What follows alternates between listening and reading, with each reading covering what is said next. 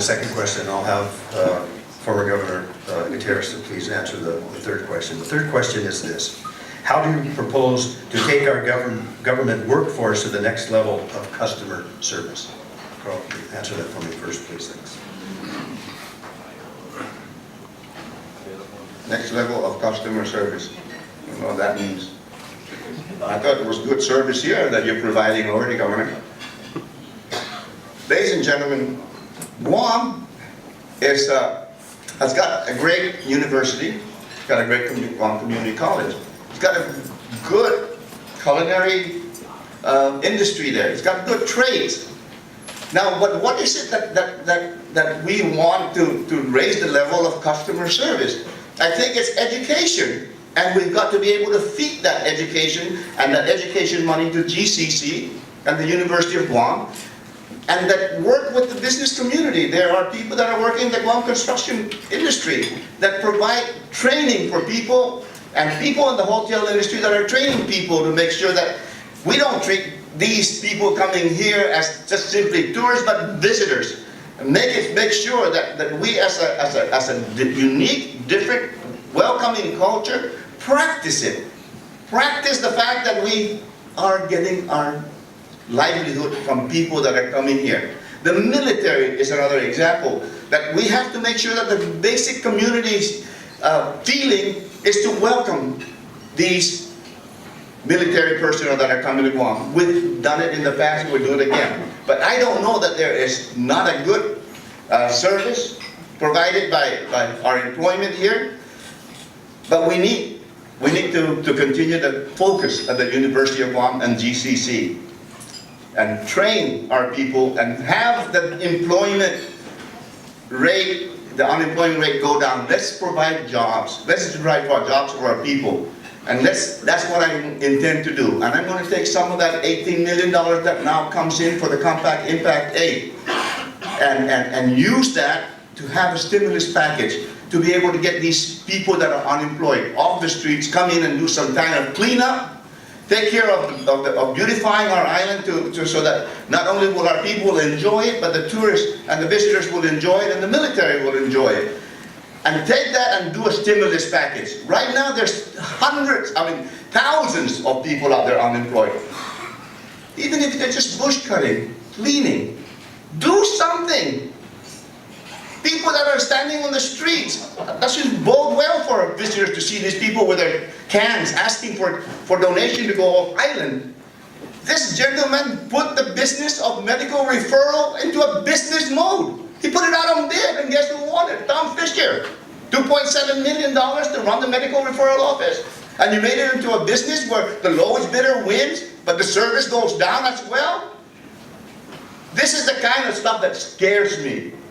It's all business, but who gets the business? All the people that surround you right there.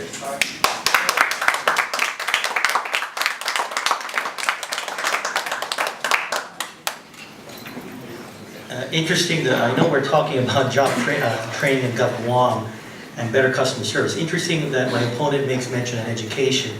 I think he's the only governor in the history of Guam to say you don't need a high school diploma. That's a testament.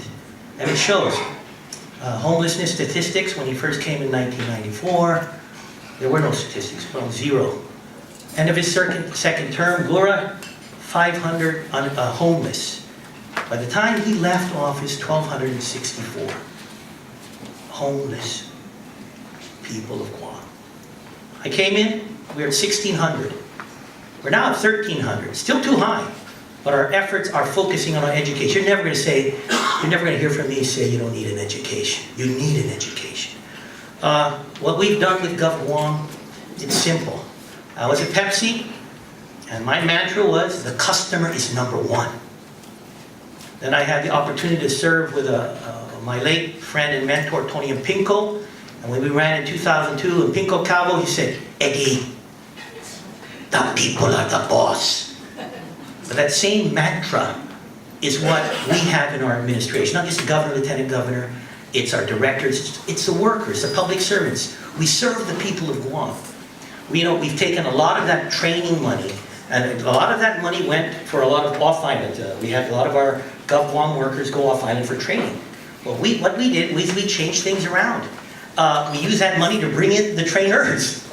And we've had, again, hundreds, not thousands of our workers trained on different areas in finance or customer service. That is ongoing with the government of Guam. So we have a customer service attitude. We believe that training is so important. By the way, morale. Morale is so important. You know, as employers, your employees are your #1 asset to provide a product or service. My opponent introduced a bill and enacted, he was the author of a bill establishing the Meritorious Bonus Award for GovGuam for superior workers. And you know, in his 8 years as governor, never did he pay out one merit bonus to all of our exemplary, hard-working GovGuam employees. What did I do as governor? I made good on legal mandates. Whether it's an earned income credit or paying a merit bonus, an increment, a hay plan, or law enforcement pay. These were all mandated. And some of these were mandated by my opponent. Such a thing as an empty promise and a lot of talk. But in the end, who delivers? That's how you improve quality of service for our GovGuam workers. You give them the training, and you give them what's due and payable. Thank you.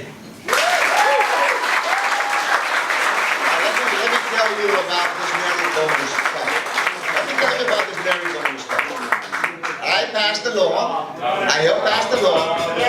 Why? You don't want to hear the truth? You don't want to hear the truth? You don't want to hear the truth? The truth is, the law was passed in 1992. And 1995 it took effect, that merit bonus. But it had to be appropriated by the legislature to make payment. The irony of this thing is that in his vote buying mechanism, he went and searched for this law and paid people up to 19, 20 years when the statute of limitation was allowed at the court for 4 years. There should be a taxpayer lawsuit for you to go and get 30, 40,000 and spend $18 million of the people's money to go and buy the votes. 18 years, 19 years you paid as a merit bonus backwards when you're only required to 3 or 4 years. Tell me, he said I'm against education. I am not against education. He tried to pass that no one can work in the government of Guam unless you have a high school degree, diploma. That's not right. That's discrimination. I fought against that. There are people that have to leave school for hardships or taking care of their families, but you say, no, you can't work for GovGuam because you didn't get a diploma. That was what I fought for. Tell the people the truth and what we're talking about. He closed down the one-stop center. Remember when you used to go to the one-stop center and get all your licenses in one sitting? Then they decided not to to fund that on my way out of office.